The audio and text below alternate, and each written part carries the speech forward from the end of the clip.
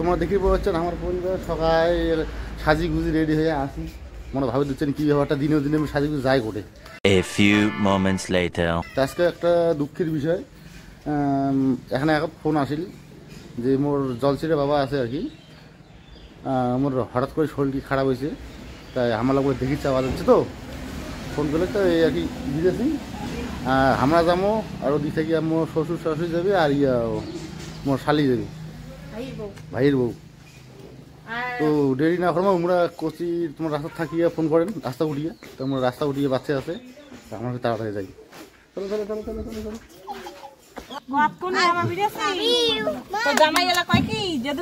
তোমার রেডি না হয় তাই মুই আগতে যে রাস্তা যাবো না, যখন ফোন করি কবি রাস্তা হচ্ছে তখন শুনে যায়।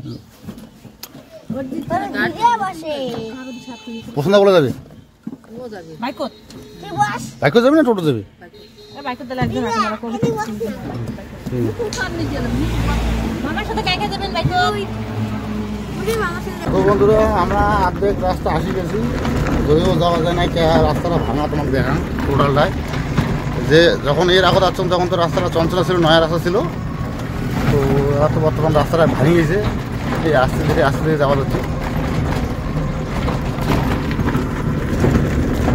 কত দূর আছে? কত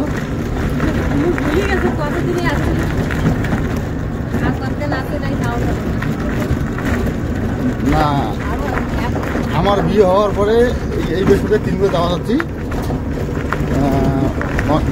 এর আগত যে আসছিল মনে হয় এই না 6-7 বছর আগত যাচ্ছি, আর রাস্তায় যাওয়া যাচ্ছে।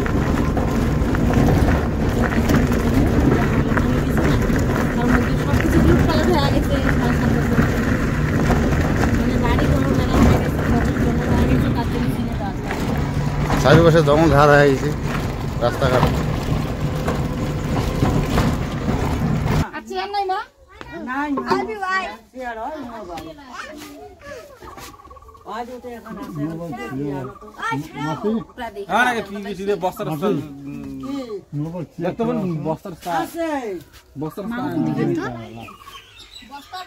মানকুদি গেল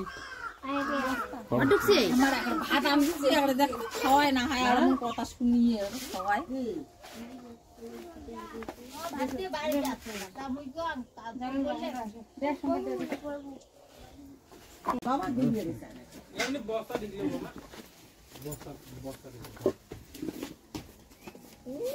জেনাটা কেন লাইছি কেন কোটে গেছে যত পড়ে গেছে।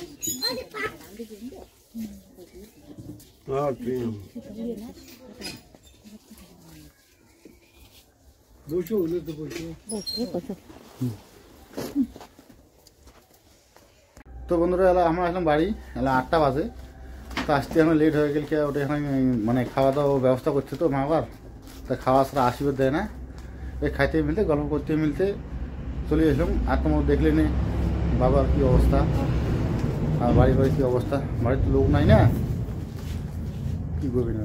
তো তা আমরা বাড়ি বগত থাকে তাও তো কম বেশি গেলেও দেখলাম সাফ সাফাই করলাম। তা যেহেতু অনেক দূর আমার বাড়ির থেকে, মিনিমাম 12-13 কিলোমিটার দূর আছে।